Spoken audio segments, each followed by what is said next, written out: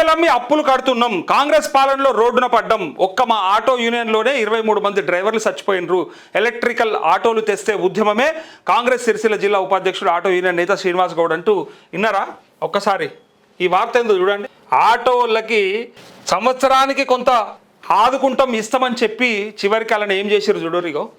రాష్ట్ర ప్రభుత్వం మహాలక్ష్మి పథకం పేరిట మహిళలకు ఉచిత బస్సు ప్రయాణ సౌకర్యం కల్పించడంతో ఆటో కార్మికులకు ఉపాధి కరువైందని కాంగ్రెస్ పార్టీ రాజన్న సిరిసిల్ల ఉపాధ్యక్షుడు వేములవాడ ఆటో యూనియన్ నాయకుడు చంద్రగిరి శ్రీనివాస్ గౌడ్ ఆవేదన వ్యక్తం చేశారు. ఉపాధి లేకపోవడంతో ఆటోల కొనుగోలు కోసం తీసుకొచ్చిన అప్పులు భార్యల మెడలోని పుస్తెలమ్మి కడుతున్నామంటూ భావోద్వేగానికి గురయ్యారు. ఇప్పటికే మహాలక్ష్మి పథకంతో వేములవాడ సబ్ డివిజన్ ఆటో యూనియన్లో 1800 మంది వీధిన పడగా 23 మంది మృతి చెందారని గుర్తు చేశారు. ఆటో కార్మికుల ప్రభావం వచ్చే ఎన్నికల్లో తప్పనిసరిగా ఉంటుందని హెచ్చరించారు.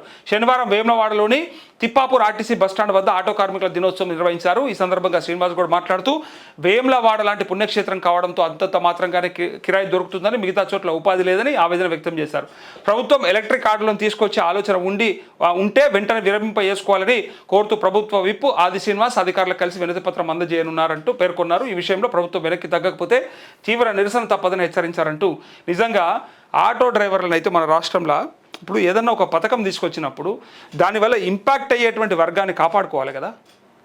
ఇలా మీరు మహాలక్ష్మి అనే పథకంతో మహిళలందరినీ ఉచిత బస్సు ప్రయాణం కల్పిస్తున్నప్పుడు బయట ఉన్నటువంటి ఆటో డ్రైవర్లు అదే ఉపాధిగా బతుకుతున్నటువంటి వాళ్ళ కుటుంబాలు ఎట్లా గడవాలి, మరి వాళ్ళ ఉపాధిని ఎట్లా చూసుకోవాలనేటువంటి ఆలోచన చేయాల్సింది. వాళ్ళ ఉపాధిని కొల్లగొట్టే విధంగా మీరు తీసుకొచ్చిన పథకం గొప్పదైతే అయి ఉండొచ్చు, ప్రజలకు ఉపయోగపడితే పడి ఉండొచ్చు, కానీ ఒక వర్గానికి నష్టమైంది కదా. ఇప్పుడు వాళ్ళందరూ ఏం చేసుకోమంటారు? మరి వాళ్ళేమి ఇప్పుడు కొత్తగా ఉన్నోళ్ళు కాదు కదా ఆటో డ్రైవర్లు అంటే.